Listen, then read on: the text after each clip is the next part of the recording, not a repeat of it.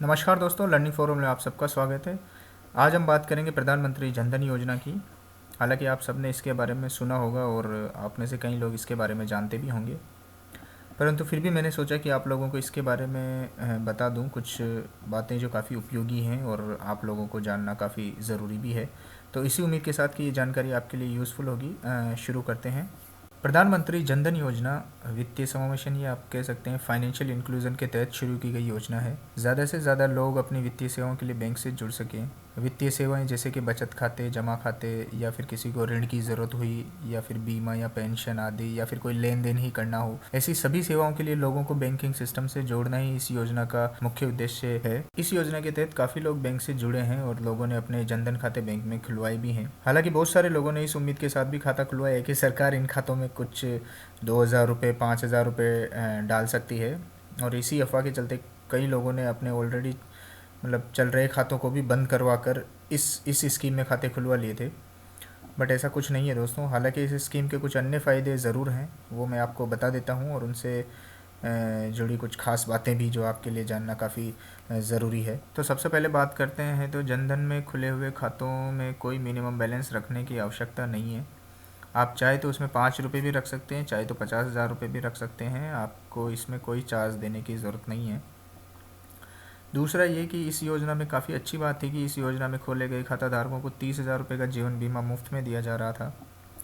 यहाँ पर आप लोगों को एक बात बताना चाहता हूँ कि ये जो जीवन बीमा है, ये केवल उन्हीं खाता धारकों को मिला है जिन्होंने अपना खाता 15 अगस्त 2014 यानी कि जब स्कीम शुरू हुई थी से लेकर 31 जनवरी 2015 तक की अवधि में खुलवाए हैं। तो यदि आप लोगों ने भी इस अवधि में खाता खुलवाया है तो आपका भी 30,000 का जीवन बीमा हुआ है, और इस बात को आप अपने परिवार वालों को ज़रूर बता दें ताकि भविष्य में वे इस बात का ध्यान रखें। तीसरा कि जो भी गवर्नमेंट स्कीम या सब्सिडी या पेंशन या बीमा का पैसा होगा वो सीधे इन्हीं अकाउंट में आएगा। तो इसके लिए ज़रूरी है कि आप अपना आधार नंबर और मोबाइल नंबर भी अपने बैंक अकाउंट से लिंक कर दें। चौथा ये कि अगर आपका खाता पिछले 6 महीने में आपके खाते का रिकॉर्ड अच्छा है या उसके ट्रांजैक्शन मतलब सेटिस्फैक्ट्री हैं, तो बैंक आपको 5,000 रुपये तक की ओवरड्राफ्ट फैसिलिटी भी देगा, जो कि काफ़ी कम ब्याज पर आपको मिलेगी। ओवरड्राफ्ट का मतलब एक तरह का लोन ही है जिसको आप अपने लिए यूज़ ले सकते हैं 5,000 तक।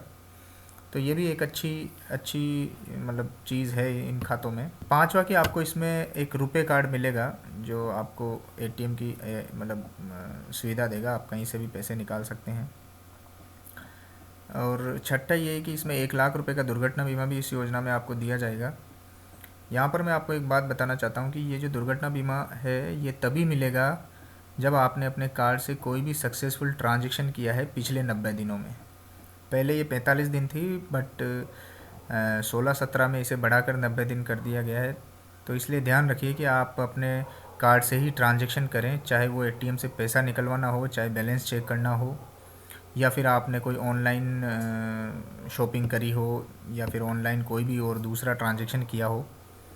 तो ये काफ़ी इम्पोर्टेंट बात है जो आप लोगों को ध्यान में रखनी चाहिए। तो ये थी दोस्तों प्रधानमंत्री जन धन योजना।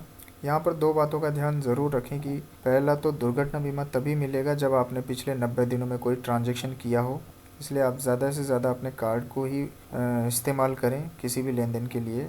और दूसरा ये कि 30,000 का बीमा सभी के लिए नहीं है, ये केवल उसी अवधि में खोले गए खाता धारकों के लिए है। तो इसके अलावा एक और बात मैं आप लोगों को बताना चाहता हूँ कि आप अपने खाते से अपना आधार नंबर और मोबाइल नंबर ज़रूर लिंक करवाएं। तो अगर आपने भी अभी तक खाता नहीं खुलवाया है तो ज़रूर खुलवा लें। खाता खुलवाने के लिए या तो आप अपने बैंक से संपर्क कर सकते हैं, या फिर बैंक मित्र के ज़रिए भी खाता खुलवा सकते हैं।